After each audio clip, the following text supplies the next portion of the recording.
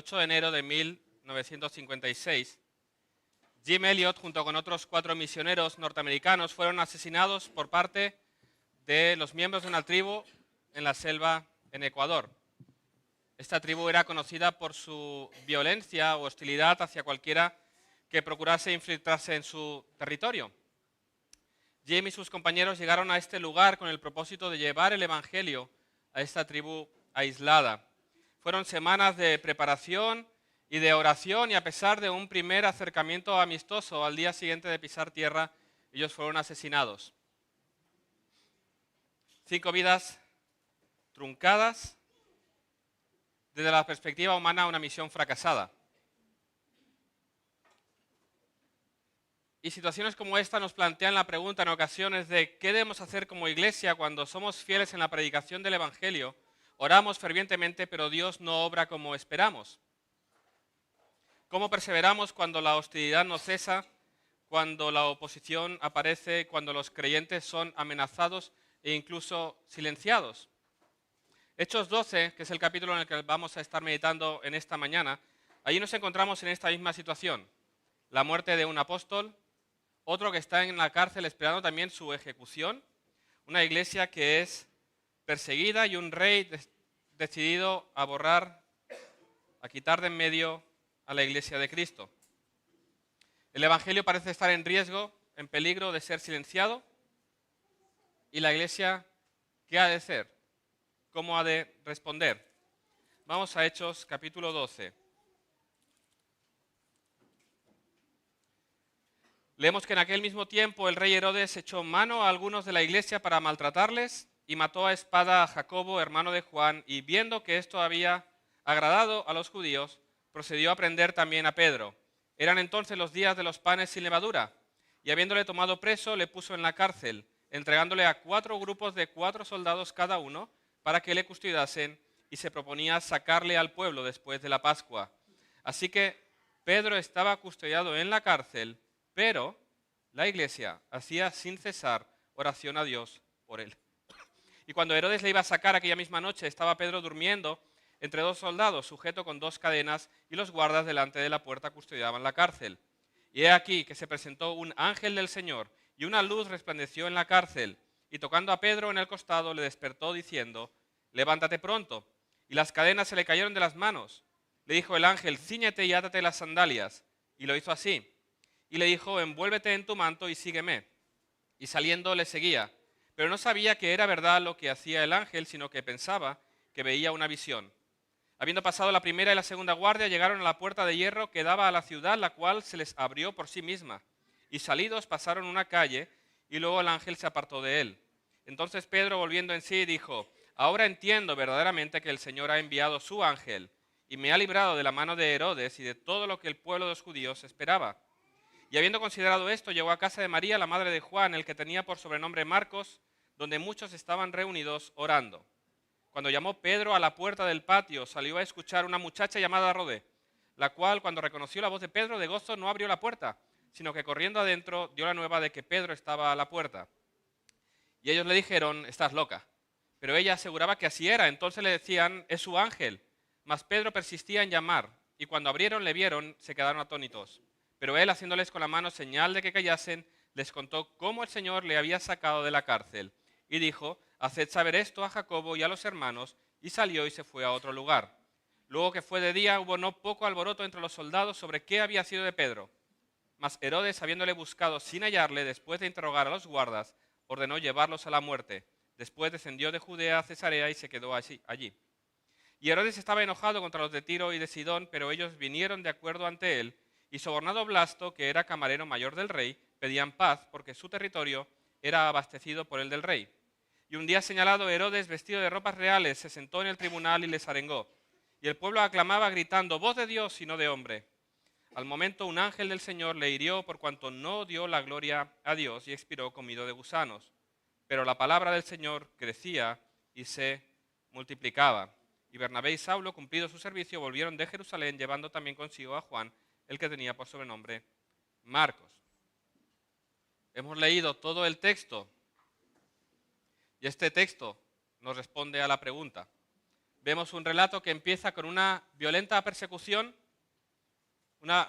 que se intensifica y termina con un evangelio que crece y se multiplica. ¿Qué hay en medio? Un Dios que obra soberanamente en respuesta a la oración de su pueblo. Vemos allá en medio a un Dios que obra en su soberanía para cumplir sus propósitos en respuesta a la oración intensa y ferviente de la iglesia. Entonces, ¿qué debemos hacer como iglesia cuando la oposición, la hostilidad, cuando las cosas se pongan verdaderamente complicadas? La iglesia persevera en la misión, confiando en el Dios soberano que gobierna en todas las circunstancias y que hace que el evangelio se expanda hasta lo último de la tierra. Y vamos a considerar esto en 3 puntos. En primer lugar, vamos a ver a una iglesia que responde en oración a la oposición. En segundo lugar, vamos a ver cómo se revela la soberanía de Dios en cada una de las circunstancias. Y en tercer lugar, brevemente, vamos a ver esa realidad de que el evangelio crece y se multiplica de manera imparable. Vemos en primer lugar una iglesia que responde a la oposición con oración. Lucas empieza este relato explicándonos cómo la persecución contra la iglesia de Cristo se intensificó. Ya lo hemos ido escuchando a lo largo del relato, pero ahora se suma un nuevo elemento, Herodes. Herodes empieza a perseguir a la iglesia, a apresarlos, a maltratarlos, inicia una violenta persecución y represión del cristianismo. Este Herodes es Herodes Agripa, nieto de Herodes el Grande. Había logrado el título de rey y tenía unos dominios comparables a los de su abuelo. Pero su dominio sobre estas zonas era débil, por lo cual buscaba la manera de ganarse el favor de los judíos. Si los tengo a mi favor, el reinado me será un poco más cómodo, más fácil. ¿Y qué mejor manera de ganarse el favor de los judíos que atacar y deshacerse de aquellos líderes cristianos que molestaban tanto y detestaban tanto a los judíos? Herodes entonces empezó a perseguir, arrestar y maltratar a los cristianos, y la intensidad fue creciendo al punto que no solamente empezó a maltratarlos, sino que mató a espada a Jacobo, uno de los apóstoles, y luego procuró ir a por Pedro, porque ahí vemos a Herodes cuando mató a Jacobo, los judíos se alegraron, lo celebraron, lo felicitarían, le enviarían mensajes de ánimo, y ahí Herodes se creció y dijo, pues voy a apuntar más alto, voy a ir hacia aquel que ahora veo que tiene más prominencia, voy a ir a por Pedro. Y así hace. Envía a que sea apresado, lo mete en la cárcel, pero no lo ejecuta al día siguiente porque, como nos dice el texto, estaba en los días de los panes sin levadura. Entonces dijo, lo vamos a mantener en prisión y luego de que pase la Pascua, entonces ya lo saco al pueblo y ya lo ejecutamos públicamente. Este era el pensamiento de Herodes. Esto es lo que se había propuesto en su corazón. Ahora, él quería asegurarse de que esto fuera así. Él habría escuchado qué es lo que había sucedido. Fijaros en las medidas de seguridad alrededor del encarcelamiento de Pedro. Es una prisión de alta seguridad. Pone medidas extremas de seguridad, como si se tratara del delincuente más peligroso de la nación. No porque Pedro fuera peligroso, sino porque Herodes habría escuchado, como vimos hace unas semanas en Hechos 5, que ya una vez fueron puestos en prisión Pedro y Juan, y cuando los fueron a buscar, no estaban allí. ¿Dónde estaban? En la plaza predicando. Así que dijo, esto a mí no me va a pasar. Voy a hacer 4 grupos de 4 soldados. Además, el preso va a estar atado con cadenas a 2 de ellos. Voy a poner las guardias necesarias para que nadie se despiste, para que no pueda escapar, ni nadie pueda entrar. Es decir, este no se me escapa. Después de la Pascua yo lo saco, lo ejecuto y se acaba. Viendo esta medida de seguridad, lo único que nos queda es que para que salga Pedro de ahí tiene que haber un milagro. ¿Y qué hizo la iglesia en esa situación? Es precioso como Lucas expresa y nos pone la perspectiva de la situación. ¿Quieres saber qué estaba pasando y qué iba a suceder? Versículo 5. Así que Pedro estaba custodiado en la cárcel, pero la iglesia hacía sin cesar oración a Dios por él. Eso nos pone en perspectiva. La gravedad de la situación no llevó a la iglesia a la desesperanza, sino a las rodillas. Los llevó a la oración, porque en ese momento la iglesia acude a Dios. La iglesia enfrenta la oposición con oración. Entonces las cosas cambiarán. Ya veremos cómo.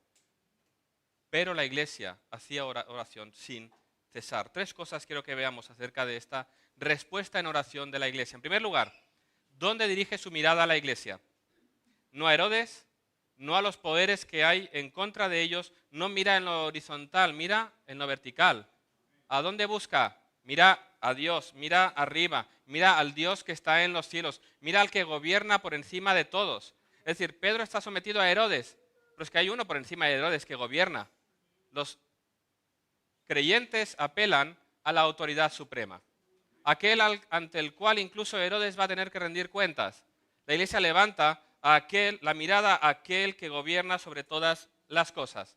Herodes puede gobernar sobre una gran extensión de terreno, puede tener todo el poder que quiera, pero Dios es el rey del universo. Así que la iglesia mira hacia arriba. En cuestión de autoridad, la iglesia apela a la autoridad suprema de toda la creación, aquel bajo el cual están sujetos todos los poderes del mundo. Y eso la iglesia debe tener claro. Hay uno que gobierna, hay uno que está en los cielos, hay uno que está en control y hay uno que cuida de su iglesia. Por lo tanto, cuando los problemas, la oposición, viene donde miro, al Dios que está en los cielos, que está por mí, al Dios que está por su iglesia. Para que tú y yo oremos como estos hermanos hacen, es importante que recorremos esa visión bíblica. Los jueves de oración estamos llevando a cabo una serie de estudios acerca de los atributos de Dios. ¿Para qué? Para que esa visión de quién es Dios crezca. Dios no crece, nuestra visión de Él crece y a la medida que crece, entonces nuestra oración cambia, nuestra seguridad aumenta porque sabemos a quién estamos clamando. Cuán importante es que nuestra visión de quién es Dios sea mayor para saber a quién estamos apelando. ¿Cuál es el poder? ¿Cuál es la autoridad de aquel a quien clamamos? Y debemos mirar arriba porque debemos ser conscientes que nuestra lucha no es contra los Herodes, los Sanedrines o los grupos de personas que puedan oponerse a nosotros.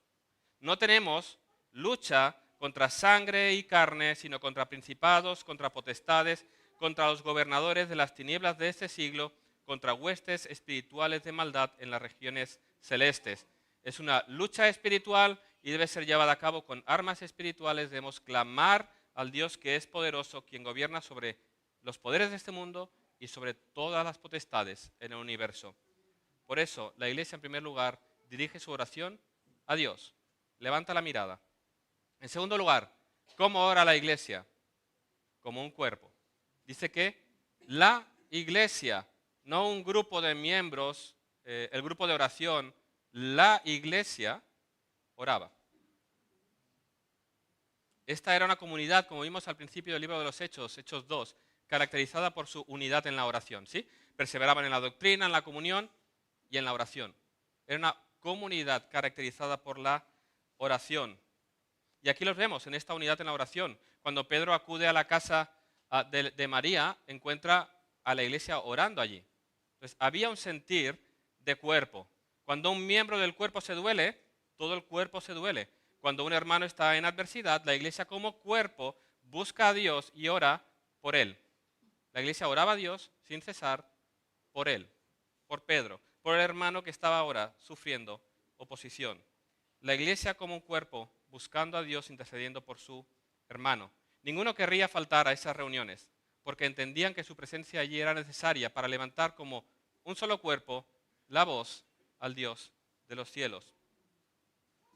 Y fijaros, si somos honestos, nosotros ponemos excusas para no acudir a la oración congregacional. Ya sea que estoy cansado, el tiempo, cada uno podemos examinar cuál es el motivo. Ellos tenían excusa para faltar al culto de oración. Recordad que estaban siendo perseguidos.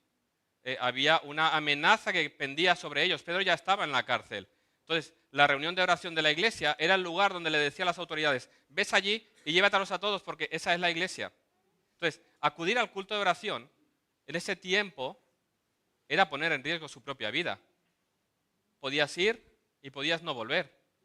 Hay muchos lugares en el mundo donde hermanos viven así.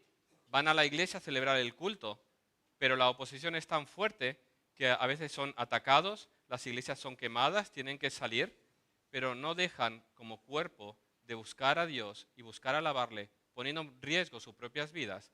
¿Por qué? Por el bien de la comunidad, por el bien de la iglesia, por el avance del reino de Dios. Así que, a pesar de estar bajo la amenaza constante de ser detenidos, apresados y muertos, ellos no dejaban de orar como cuerpo para buscar al Dios que gobierna.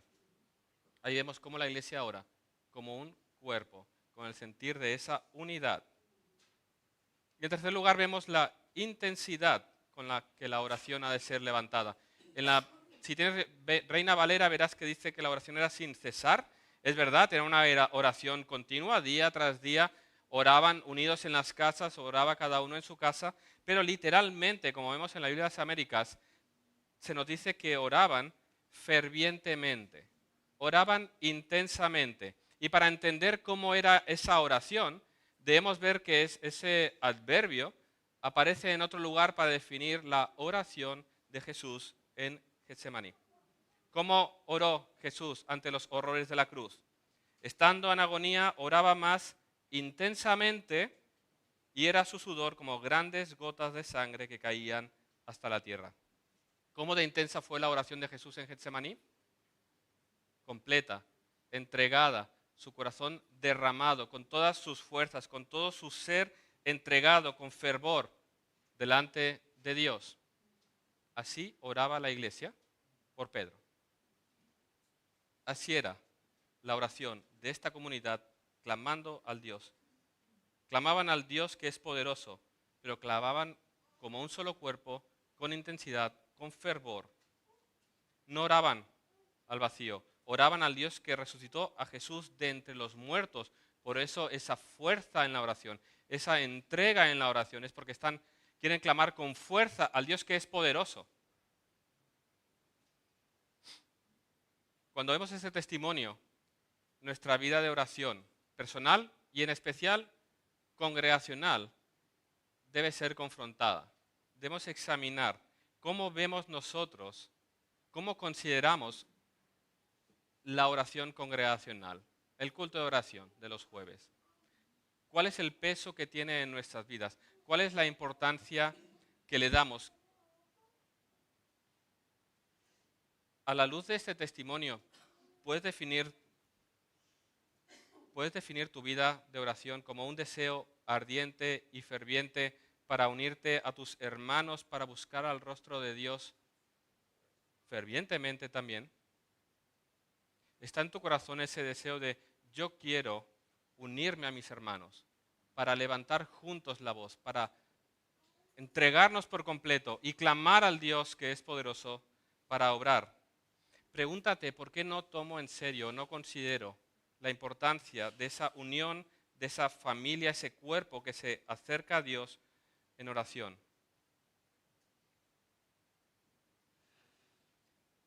La verdad es que si el avance del reino de Dios dependiera de nuestra fidelidad en la oración, no habría esperanza alguna. Pero la buena noticia del Evangelio es que no descansa en nuestra fidelidad, sino en la fidelidad de Dios. No descansa en nuestra capacidad de buscar a Dios, sino en la promesa de Dios de guardarnos hasta el fin. La buena noticia de Dios es que su reino avanzará, personas serán salvas, el juicio de Dios vendrá, todo eso sucederá, no por nuestra capacidad, no por nuestra fidelidad, no por nuestras oraciones, sino porque Dios ha prometido que así será. Gracias a Dios por ello. La iglesia es sostenida y persevera en la misión, no por nuestra fidelidad, sino por la fidelidad de Dios a su pueblo. Pero este testimonio ha de confrontar nuestras vidas y decir, sí, todo lo que tenemos es por gracia, Dios es soberano y llevará a cabo su obra adelante. ¿De qué manera yo doy testimonio de que mi vida ha sido salvada? De que pertenezco a una familia, de que pertenezco a un cuerpo, de que la obra de Dios ha de avanzar y está en sus manos y debo clamar a Él. ¿Cómo sería si nos uniéramos como un solo cuerpo, los miembros de esta iglesia, y con esa oración intensa, ferviente, entregada, con todo nuestro ser, con todos nuestros pensamientos, clamáramos por la salvación de nuestros familiares, por la salvación de nuestros vecinos en Manresa, por la transformación de las familias, por la bendición de esos hogares, para que el nombre de Cristo corra, para que se abran más iglesias, para que se levanten más pastores? No es por el poder de nuestra oración, sino por el poder del Dios al que oramos, Por lo tanto, clamemos al Dios que es poderoso para defendernos en la oposición y para que su reino pueda extenderse. Esto es lo que vemos en esta iglesia. Esta iglesia ora de esta manera porque sabe bien quién es el Dios al que clama. Y en la segunda parte, en este segundo punto, vamos a ver esa revelación de esta soberanía de Dios. Cómo Dios se nos va a mostrar como el Dios soberano que en su providencia obra conforme a su voluntad, para que meditando esto nuestros corazones sean encendidos y lo busquemos en oración para que Él obre. Eso es lo que hemos visto aquí. La iglesia busca fervientemente como un solo cuerpo a Dios en oración para librar a Pedro. Y vemos en este texto, en este capítulo 12, 3 maneras en las que la soberanía de Dios es revelada. En primer lugar, lo primero que nos viene a la mente, ¿dónde vemos la soberanía de Dios revelada en este texto?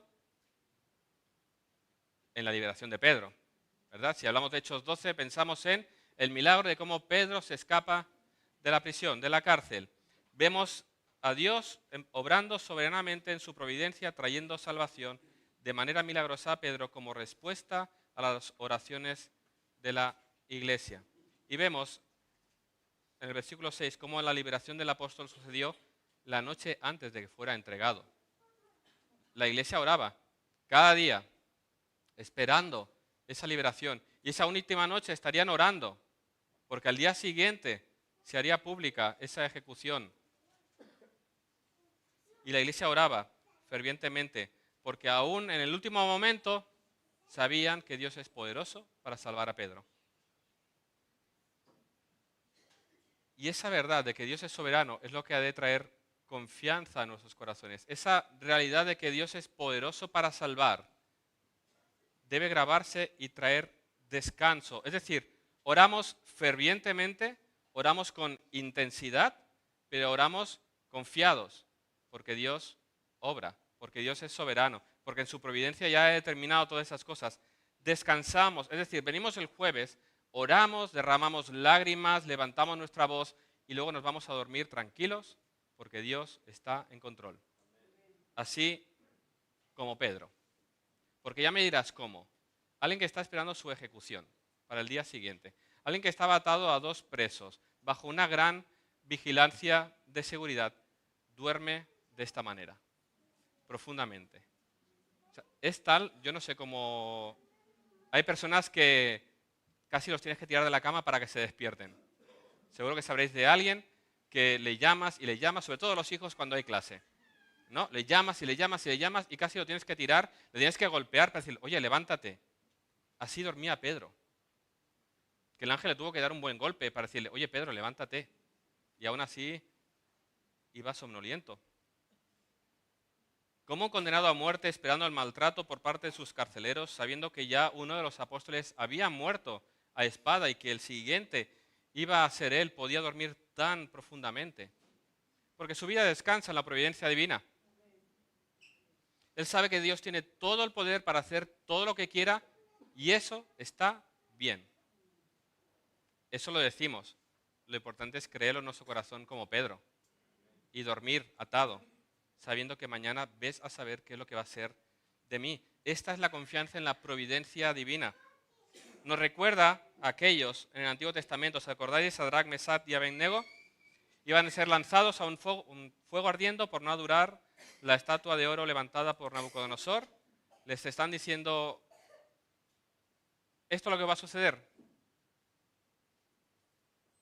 Cuando son confrontados y le dicen, mira, mejor que lo hagáis, porque si no os va a pasar esto.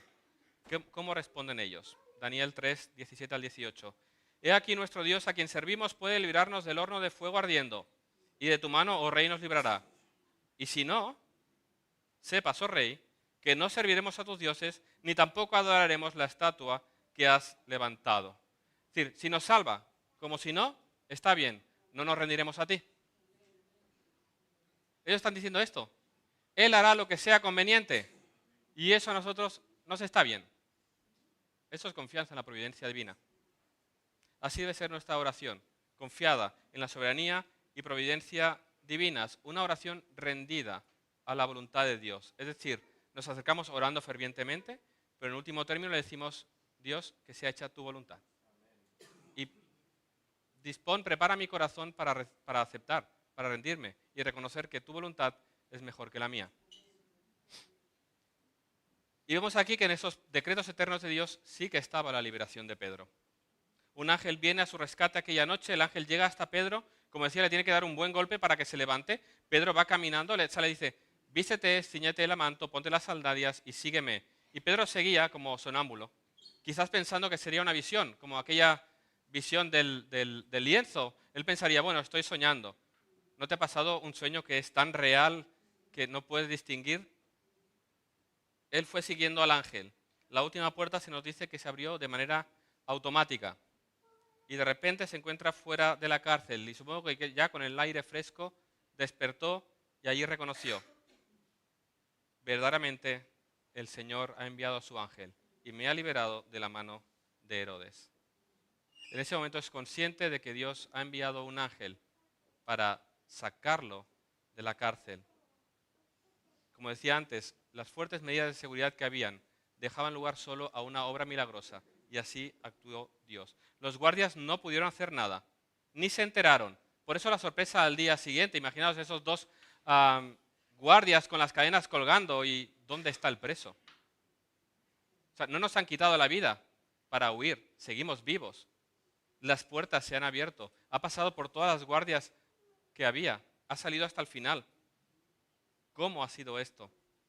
Un milagro poderoso de Dios. Y así es, Pedro sale y lo primero que hace es ir a buscar a la iglesia para mostrarle la respuesta a sus oraciones, para mostrar que Dios ha obrado milagrosamente y lo ha sacado de allí. Y ahí llega esa situación tan curiosa cuando la leemos, ¿no? Que ahora cuando le hemos leído han salido esas sonrisas, ¿no? Pedro llega a la puerta con ese ánimo de decir a la iglesia, transmitir tranquilidad a la iglesia y decirles, hermanos, ya Dios me ha librado, demos gloria por sus oraciones. Llega a la puerta y envían a Rode, esta muchacha, que escucha su voz y lo deja ahí parado delante de la puerta. Y sale corriendo, yo me voy a Pedro ahí. Y la chica, esta muchacha, corre adentro y le dice a los hermanos que ahí está Pedro, que está llamando a la puerta. ¿Cuál habría sido la respuesta de los discípulos? Salir corriendo.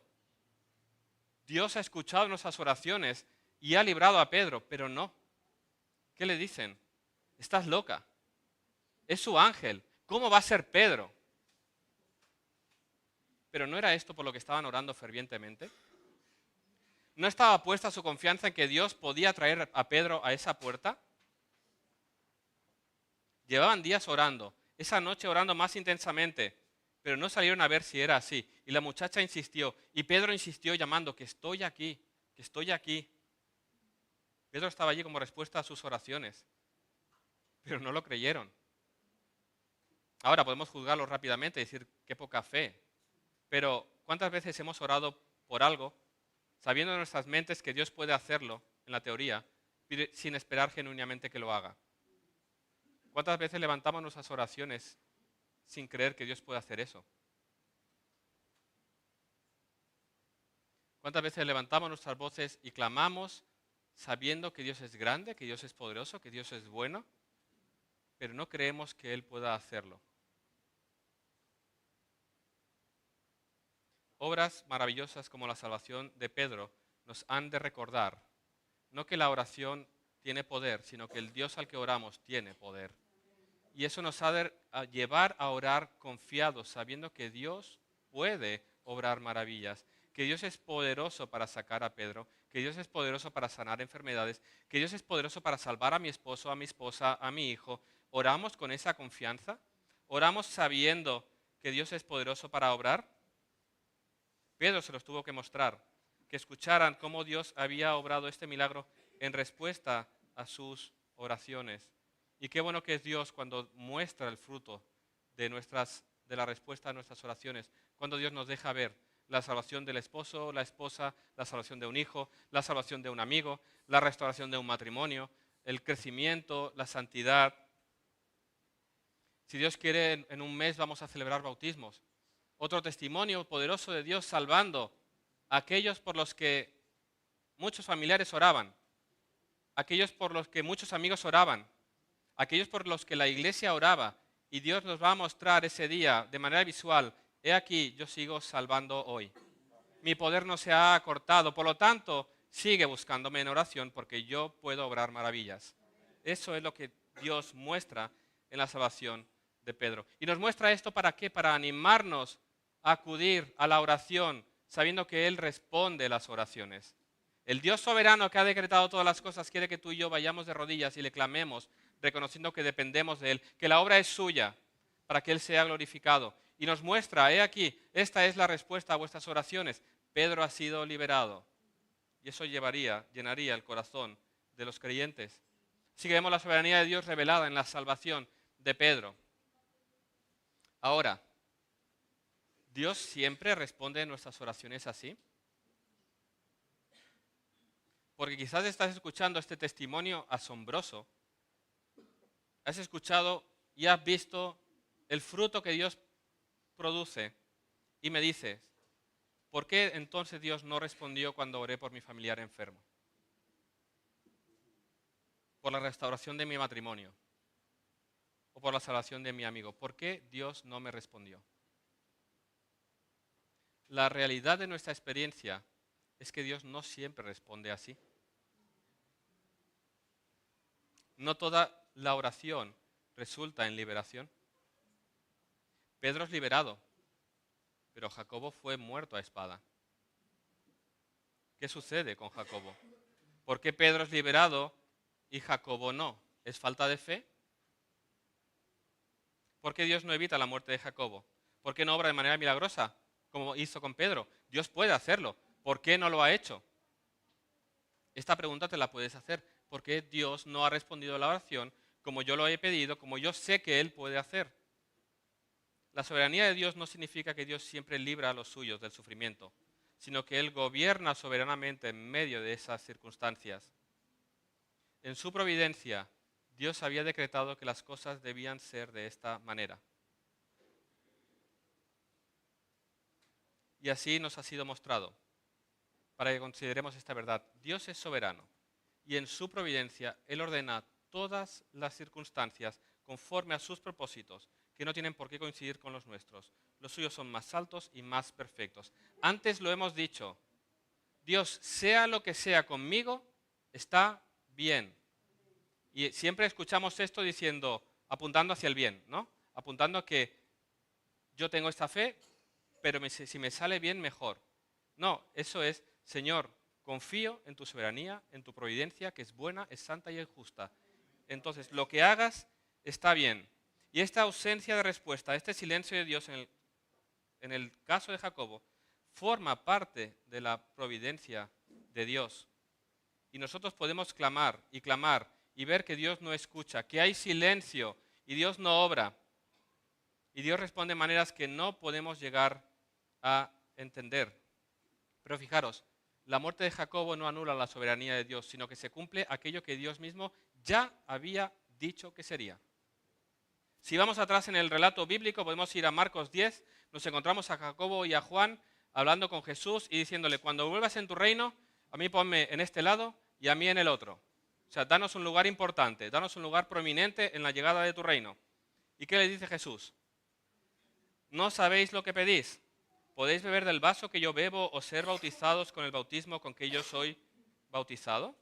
Es decir, ¿estáis preparados para sufrir lo que yo voy a sufrir? Y ellos que responden allí, bien encendidos y animados.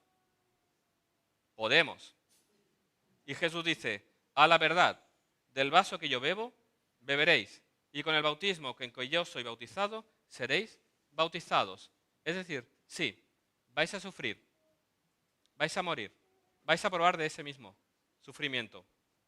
Por lo tanto, este martirio y la muerte de Jacobo forma parte de los decretos eternos de Dios y se cumple lo que Jesús mismo había prometido. Y fijaros esa soberanía en que incluso los enemigos de Dios participan del cumplimiento de los propósitos de Dios, porque Herodes voluntariamente cortó la cabeza a Jacobo, pero es que en los decretos eternos de Dios estaba que Jacobo debía morir. Por lo tanto, Dios es soberano sobre todas las cosas y dispone todas las cosas para que sus propósitos se cumplen. Así que la muerte de Jacobo forma parte de la providencia divina. Tú y yo no podemos entenderlo. ¿Por qué? ¿En qué manera, Señor? ¿En qué manera eso va a traer fruto? ¿Por qué eso es bueno, no? Y preguntamos motivos. ¿Por qué ese silencio? ¿Por qué esa ausencia de respuesta? ¿Por qué esto sucede? A veces pensamos que nos ha faltado la fe, que no era lo suficiente, que no es por ello. Es porque Dios así lo ha decretado. Y mirad, el ejemplo sublime de esta verdad la encontramos en la cruz del Calvario. Allí, el Hijo de Dios, Jesús, el hombre perfecto, sin mancha, estaba clavado en la cruz, entregando su vida como sacrificio perfecto para satisfacer la justicia de Dios y para satisfacer el deseo de venganza de los hombres que lo clavaron allí. Aquel que había venido a traer el reino de Dios, por medio del cual se había acercado, aquel que había hablado cosas tan preciosas, aquel que había dicho promesas tan grandes, aquel en quien tantos habían puesto su esperanza, estaba clavado en la cruz. Y su oración, como hemos visto antes en el huerto, ante los ojos de ese horror, era: si es posible, pase de mí esta copa, pero que no sea mi voluntad, sino la tuya. Una oración confiada en la providencia. Y en la cruz, Jesús mismo experimentó ese silencio de Dios. Dios mío, ¿por qué me has desamparado? ¿Sientes que oras y clamas y hay silencio en el cielo? El Hijo estaba allí clavado, diciendo, clamando al Padre: Dios mío, ¿dónde estás? Dios mío, ¿por qué me has desamparado? Y el cielo guardó silencio. No hubo respuesta y Jesús murió. ¿Cómo la muerte del Salvador puede ser buena? ¿Cómo aquel que ha prometido levantar ese reino? ¿Cómo aquel que nos ha hablado de las promesas de Dios? ¿Cómo que muera este hombre es bueno? Es bueno. Y era necesario, porque para que tú y yo fuéramos salvados, alguien tenía que cargar con la culpa, y Dios entregó a su Hijo en aquella cruz y lo desamparó en aquella cruz para que tú y yo tuviéramos perdón de pecados y vida eterna. Él fue desamparado en la cruz. Él clamó, hubo silencio, pero por esa obra, por ese sacrificio, porque la ira de Dios cayó sobre él, tú y yo ahora que descansamos en su sangre, tenemos perdón y nos sabemos amparados y guardados, aunque haya silencio en nuestras oraciones. Nuestro Dios en los cielos está por nosotros, por la obra de Cristo. Así que, hermanos, cuando oremos y recibamos silencio, o la respuesta no sea conforme a lo que nosotros queremos, confía y descansa en la providencia divina, porque lo que Él hace es perfecto. La soberanía de Dios se muestra también en cómo responde en maneras que nosotros no podemos llegar a entender, y ahí nosotros debemos descansar en esa verdad. Y así fue con Jacobo. Así puede suceder en tu vida cuando oras y oras y oras y no recibes la respuesta que estás esperando. Sigue orando y al último término, Señor, haz tu voluntad y ayúdame a entender tu voluntad y a someterme a ella. Hay una tercera manera en la que la soberanía de Dios se revela en este texto y en ese juicio contra los incrédulos. Lo encontramos en lo que sucede con Herodes. La liberación de Pedro es humillante. O sea, ha puesto todas las medidas posibles, ha asegurado que este hombre no salga, y al día siguiente, ¿dónde está? ¿Dónde está y por qué no lo encuentro? Las noticias correrían. Se le ha escapado un preso a Herodes. No ha sido capaz de guardar en la cárcel a ese simple Pedro. Herodes se sentía avergonzado, humillado. Eso lo llevó a quitar la vida a los guardias. Ellos pagaban con pena de muerte por esas cosas. Pero se sentía tan humillado que tuvo que salir de allí. No quería estar en esa ciudad y se dirigió a Cesarea para no escuchar más todo aquello que se podría estar diciendo de él. Había sido avergonzado y humillado. Y ahora Lucas nos introduce aquí un elemento histórico un tanto interesante, ¿no? Nos habla de que estaba en Cesarea y nos habla de un conflicto entre la gente de Tiro y de Sidón con él. No voy a entrar al detalle, cuestiones comerciales, cuestiones para comprar grano y tener recursos. Había ese problema entre los de Tiro y Sidón y Herodes y quisieron acercarse a él para ganarse su favor. Convencieron al camarero, al más cercano a él, para que les escuchara, para que les recibiera, para que tuvieran su favor. Y un día, leemos en el texto, Herodes, en Cesarea, un día señalado, vestido de ropas reales, se sentó en el tribunal y dio un discurso a los allí reunidos.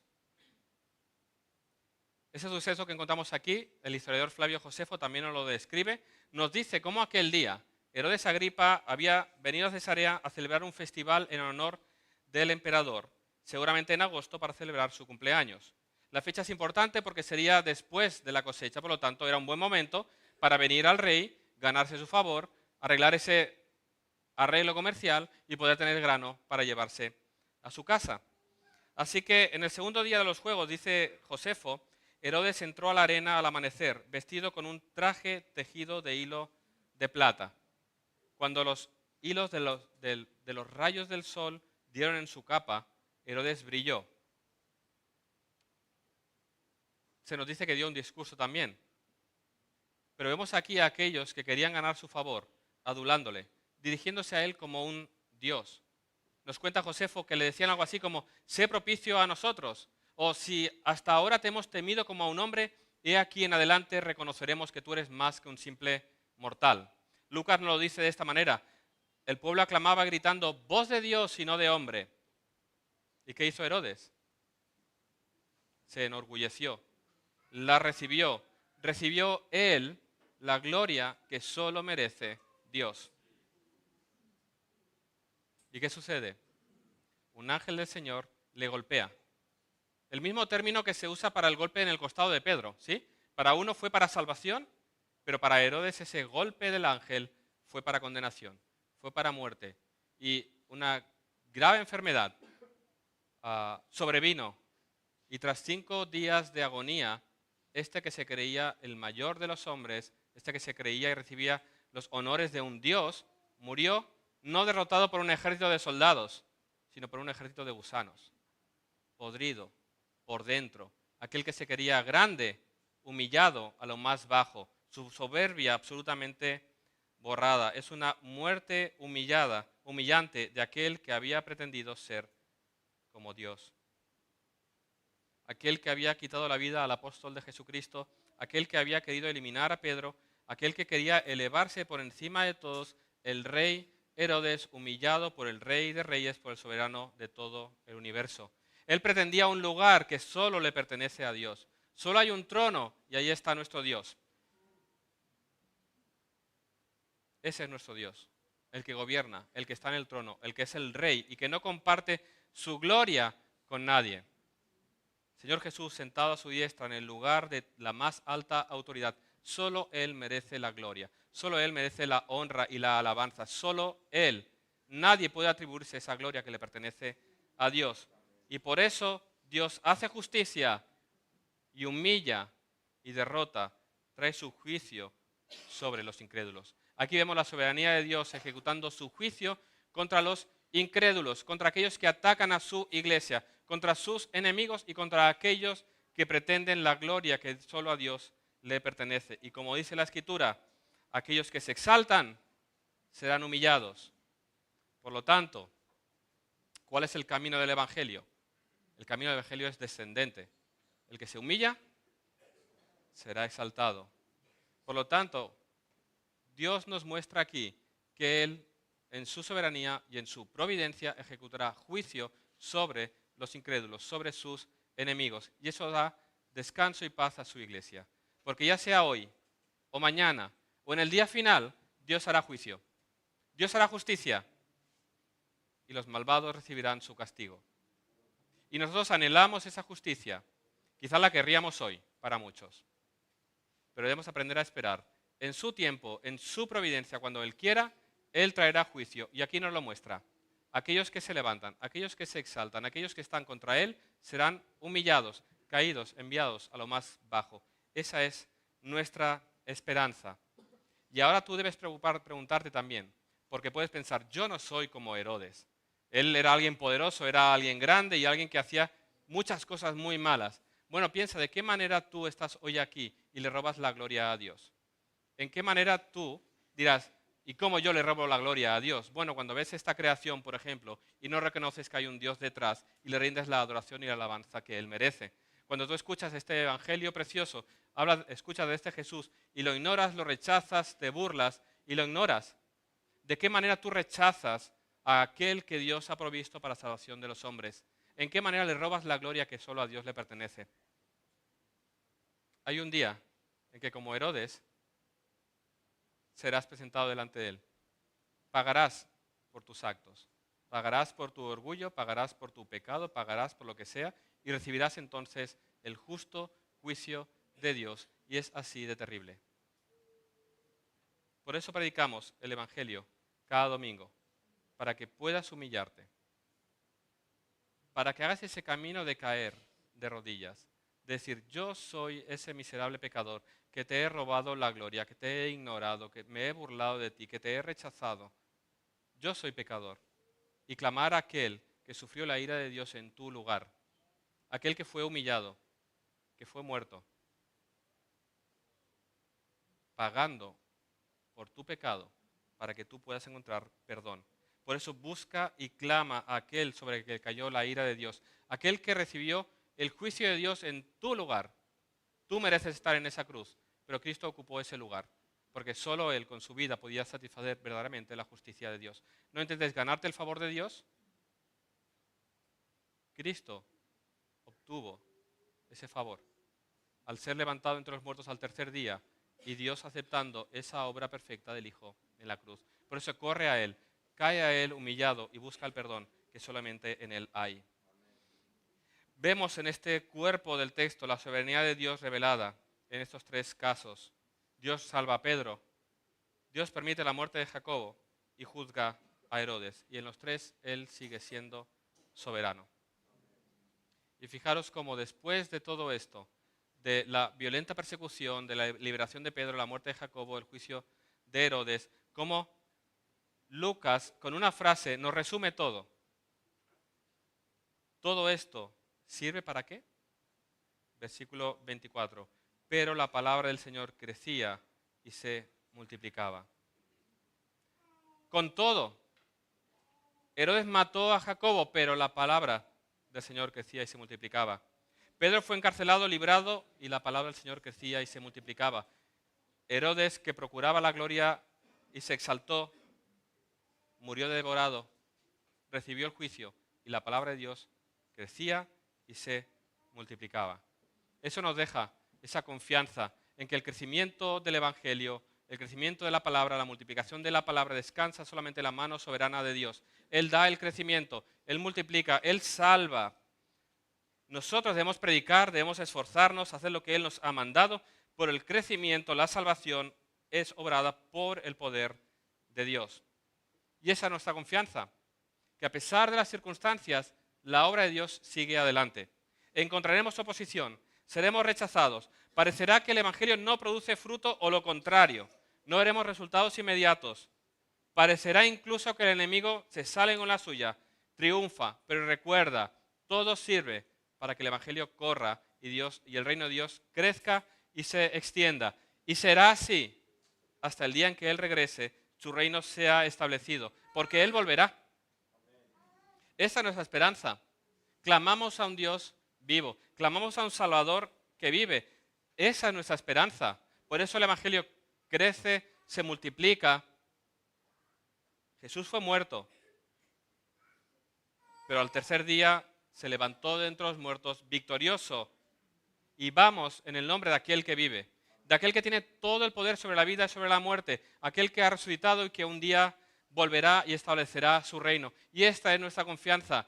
Sea lo que venga por delante, el reino de Dios se va a establecer, porque descansa en su mano soberana. Ahora Él hará todo lo que Él crea conveniente, todo lo que Él ha decretado para que esto sea así. Y habrá cosas que serán para nosotros de gozo, y habrá cosas que tenemos que decir, Señor, ayúdame a encontrar gozo en medio de esto y a entender que esa es tu voluntad. Pero el reino de Dios será establecido. Y Él hará cosas que no podemos llegar a entender, incluso cuando parece que el enemigo está ya por vencer. Porque mirad, volviendo a la historia con la que empezamos, estos misioneros muertos en la selva en Ecuador, Jim Elliot y su compañía fueron muertos, no fueron librados. Yo no sé si aquella noche, aquel día en que la radio de comunicación estaba en silencio, la iglesia estaría levantando sus oraciones para que alguien contestara al otro lado y dijeran, estamos bien. Pero no fue así. El Evangelio quedó silenciado en ese día, en ese lugar. Pero la muerte de Jim Elliot no fue un fracaso de la providencia de Dios, era parte de ella. Más adelante, Elizabeth Elliot, su esposa, volvería. Rachel Saint, hermana de los misioneros asesinados, volvió allí. Y ese hombre que había matado con una lanza al hermano, recibiría el Evangelio, sería bautizado, y hoy hay creyentes allí y hay iglesias allí. La palabra creció y se multiplicó exactamente igual que en Hechos 12. Y esa palabra crecerá y se multiplicará. Y a partir de ahora, en el capítulo 13, el Evangelio ya se va, se expande internacionalmente. Empiezan los viajes misioneros y de allá saldría el Evangelio hasta Manresa y hasta lo último de la tierra. La palabra crecía y se multiplicaba. Y en ese camino Dios obra soberana y providencialmente para el cumplimiento de sus propósitos. Por lo tanto, tú y yo debemos orar fervientemente al Dios que es poderoso para que su obra se cumpla en medio nuestro, para que traiga salvación, para que su reino se extienda, para que su nombre sea dado a conocer y su gloria sea cantada por todos en este mundo. Así que, hermanos, animaros a perseverar, confiando en el poder del Dios que gobierna sobre todas las cosas, y seamos obedientes en eso para su gloria. Amén. Señor, te damos gracias porque vemos tus maravillas, Señor. Vemos cómo tú obras de maneras que no podemos llegar a entender, pero nos muestras una y otra vez que tú eres poderoso para salvar. Y te pedimos, Señor, que tú sigas obrando en medio nuestro, que tú sigas salvando, que tú sigas edificando una iglesia fuerte. Y te pido, Señor, por aquellos que están hoy aquí, especialmente, que han vuelto a escuchar acerca de este Dios que está en los cielos, de este Jesús que murió en la cruz. Te pido, Señor, que tú obres salvación, que tú rompas esos corazones, los humilles, Señor, para que caigan rendidos a tus pies hoy que todavía es día de salvación, Señor. Obra de salvación. Tú eres poderoso para hacerlo. Tú eres poderoso para romper esos corazones, para que puedan venir a los pies de la cruz en arrepentimiento y fe. Y Señor, danos valor como iglesia. Danos un corazón obediente y fiel para que te busquemos a ti, Señor. Para que reconozcamos que dependemos de ti, que la obra es tuya, el poder es tuyo, Señor. Para que no estemos confiados en nuestras capacidades, sino todo lo contrario, que recordemos que te necesitamos en todo momento y queremos, Señor, que en todo esto tú recibas la gloria. Te lo pido en el nombre de Jesús. Amén.